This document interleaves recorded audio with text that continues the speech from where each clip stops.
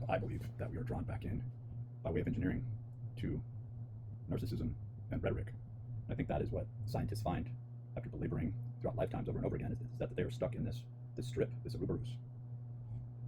And there's nothing that frees us, and even more so, that it's built into the genetic propensity, adenine, cytosine, guanine, thymine, and uracil, to re-scramble and reconstruct the idea that there is change. The idea, you see, everything is based on ideation. And like Credo Mutwa discussed in his famous long interview with David Icke, this interview was, in its entirety, was something like 6 to 8 hours long.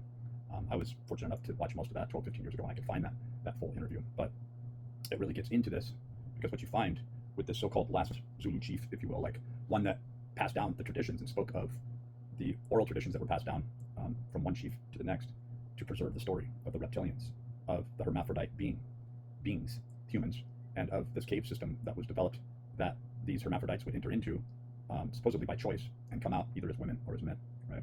And that they were existentially fixated on the nuance instantly of the physicality, right? And there's a lot of discussion and description about this that became an integral part of the folklore, as opposed to the fact that when we're faced with the statement by Friedrich Nietzsche, supposing truth be a woman and beyond good and evil, and to ironically, under his critique, one of the women that he most likely critiqued closest to him, his sister, would in fact be the one who took over and began to amend his works for women's plight, for women's sake, right? Thank God she wasn't able to get her hands on very much, right? And thank God you could see full well the genius that Nietzsche stated. I mean, he had to be taken out, right? He had to be taken out and forget himself. He was too toxic, too venomous, too dangerous to the agenda. And so I believe that this coterie, this coven, even from a spiritual sense, beyond the veil, this witch's code that thinks it's in charge, along with all other, we have to say it what it is, the spiritual suggests a liminal place.